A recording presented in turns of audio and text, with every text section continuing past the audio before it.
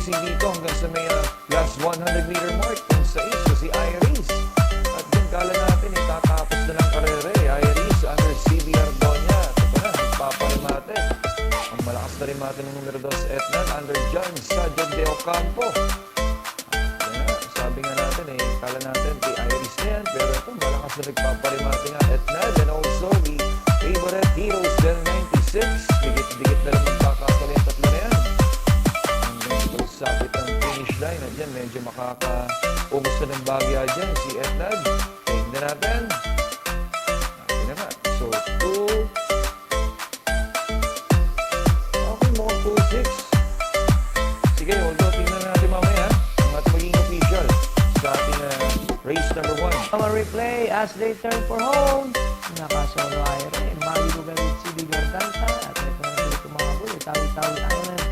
And si Captain Bob. Ano na binigsakin ko sa itong si Maligo Galit. Meron pa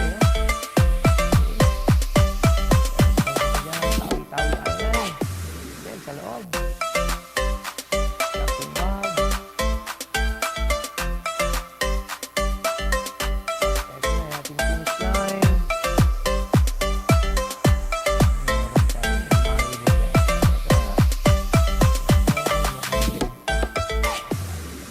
6, 5, 3, and 2 unofficial placings. Para natin kung Barbarino.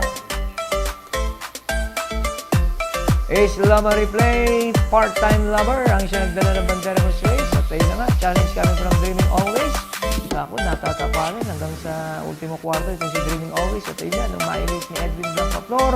Ang laking kabayo, yun. Sabi ko nga, tsaga-tsaga lang. Itong si Edwin ang Dino Barbarino. Pakuha na ng ulan. Dreaming Always si JB Hernandez, our part-time lover. At ito na, yung ating yamadong si Dino Barbarino. Maraming muntika ng mahulog sa akin na uupuan. At ito na ating finish line. Yan, palagpas na yun. 2, 5, 6, and 4 ang official placing. Panahon natin. Domo replay, but at this point, pantayan Number 6, Dakota Elegance, Ben Challenge. For number 3, Mabel sa labas.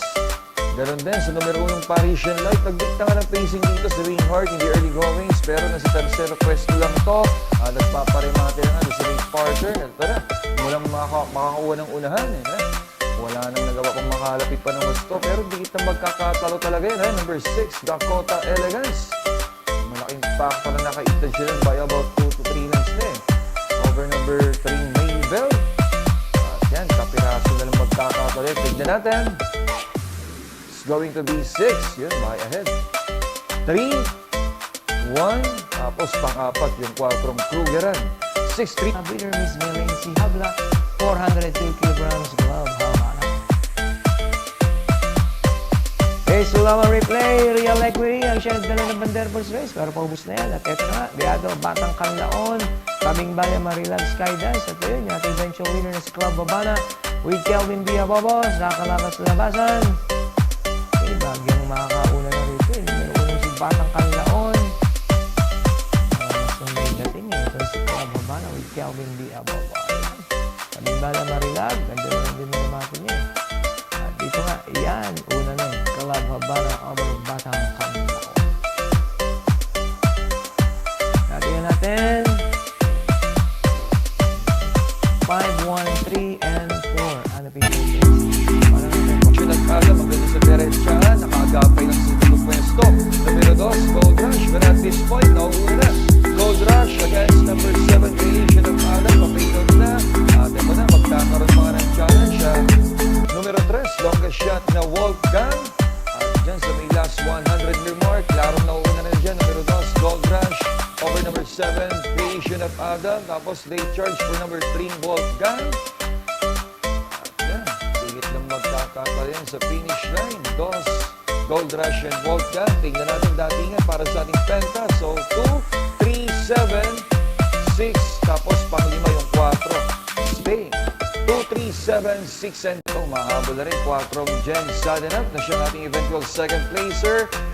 Tapos, dumarating na rin din yung 5 Magnolia Ashley. At dyan sa may last 100-meter mark. Yan na. leading by about Alain Canehat, Queen Margot over Jeng Sadanap and Magnolia Ashley Prince Armand. Tapos magkakaroon tayo ng photo for 6. Dami ng datingan sa may quinto pwesto. Sige, tingnan natin. Datingan para sa ating Super 6. Klaro, 7, 4, 5, 6. Tapos, yan, dikit eh.